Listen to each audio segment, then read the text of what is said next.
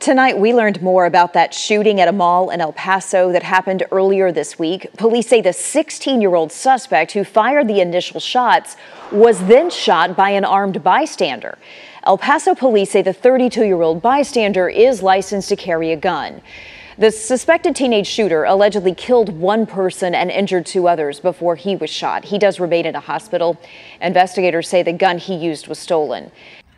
And much like the event in Indiana, this will be forgotten very quickly because it doesn't fit the agenda.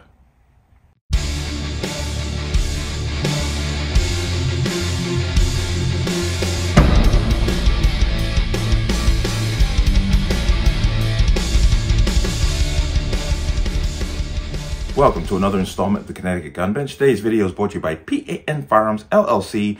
P.A.N. Firearms for your NRA certification and multifaceted gun training.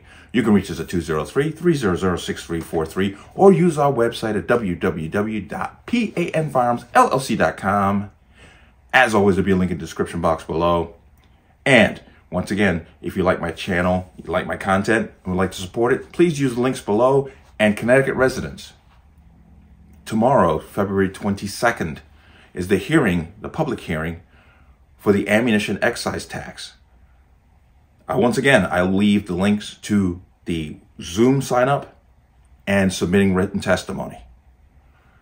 But let's talk about this.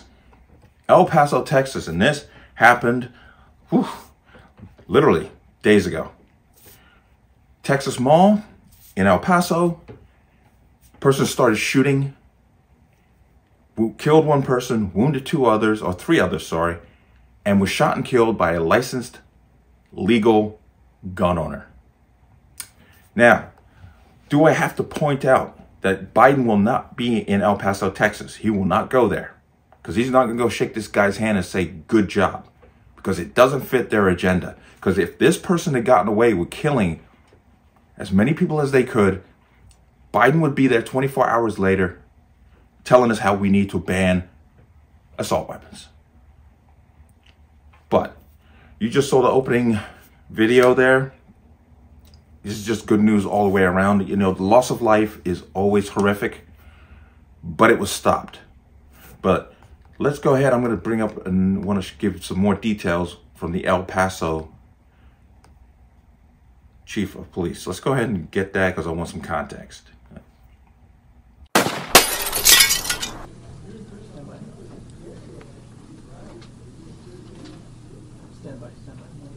To recap, yesterday at 5:05, calls came in of shots fired at Cella Vista Mall.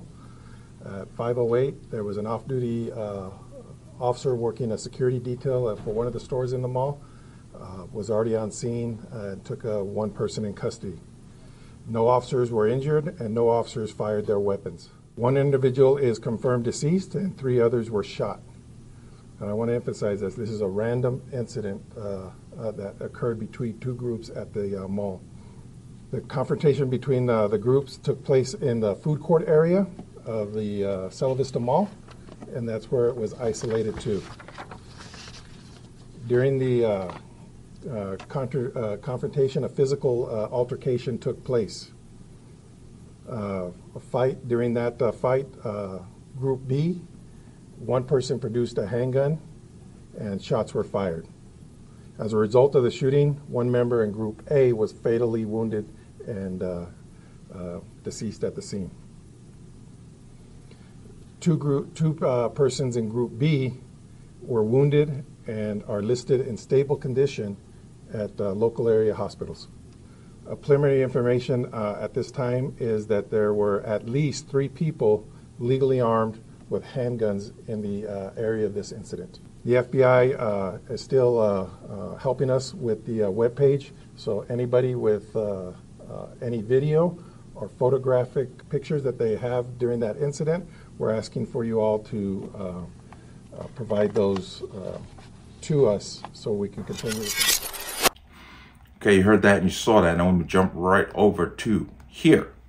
Fox News article, Texas licensed to carry bystander shot El Paso mall shooter as he targeted more would-be victims, police.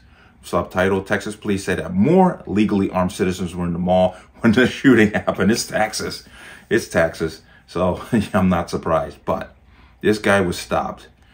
Okay, police in El Paso, Texas say that a license to carry bystander shot the alleged gunman who was accused of killing one person and injuring another 3. The suspect, a 16-year-old, let's stop right there. Already, a 16-year-old with a handgun, violation of state and federal law. Gun control does not work.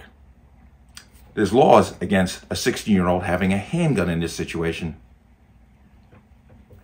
Obviously, it didn't work. But a 16-year-old Hispanic male is accused of shooting the individuals after confrontation ensued between 2 groups at Cielo Vista Mall on Wednesday evening at 5:05 p.m. The El Paso Police Department said the confrontation eventually escalated into a physical fight, and the 16-year-old pulled out a handgun, fatally shooting Angela Zaragoza, 17, and injuring another 17-year-old and a 15-year-old. Police say that Emmanuel Duran, 32, has a license to carry holder, shot the suspect as he's pointing his gun towards the direction of more bystanders. This is very interesting. Note all those surnames. Okay? So, an Hispanic legal gun owner shot a 16-year-old Hispanic. Oh, so we can't, white supremacy, can't put that in there, but let's keep going. Quote, as soon as the shooting ended, the 16-year-old suspect began to run and was pointing the gun towards the direction of bystanders, including 32-year-old Emmanuel Duran, a licensed to carry holder. As the suspect ran towards Duran and bystanders, Duran drew his handgun and shot the suspect, Duran said. Duran is also considered a victim in the shooting. An off-duty El Paso police officer then arrived at the scene and worked with Duran to give aid to the suspect and others who were injured. Investigators learned there were at least 2 more people who were legally armed but weren't involved in the shooting. A 16-year-old suspect is in stable condition. Lucky him. So there's the article there. All right. There it is again. 16-year-old who should not have had access to a firearm had a firearm. An illegal firearm. And used it to kill another person and injure others. A legal permit holder shot and injured the shooter. Couldn't have been any better than that, and couldn't be any cleaner than that. You would hope that nobody else was going to get killed or injured in the situation. But there it is in a nutshell. 16-year-old is breaking all kinds of state and federal laws. It's in Texas, so there's no doubt in my mind that Duran is good to go. It's legal self-defense in that state. Now, I'm sure that the usual talking heads, because if you remember when we had the Indiana mall shooting, media, social media, the mainstream media, in some respects, attacked the guy for literally stopping a mass shooting. Let's see what happens here, because they're good for that. And I tell you flat out now, if this idiot had gotten away with shooting as many people as he wanted and killing people, Biden would be there 24 hours later screaming about how we need to see you use the handgun, screaming about how we need to just ban assault pistols. This is a positive thing, good for them.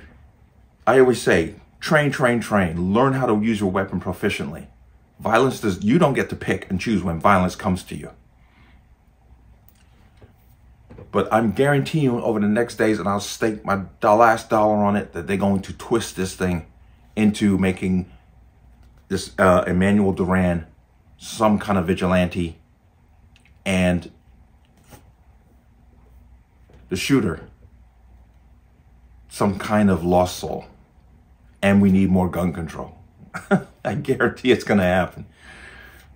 Positive outcome. I applaud Duran. He's going to get no accolades from the mainstream media. He's going to get no accolades from the Biden administration, because he basically stepped on their agenda by stopping a mass shooting.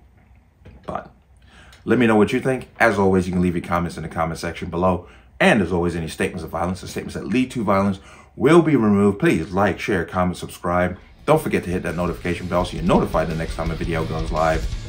I'll see you on the next one. Peace.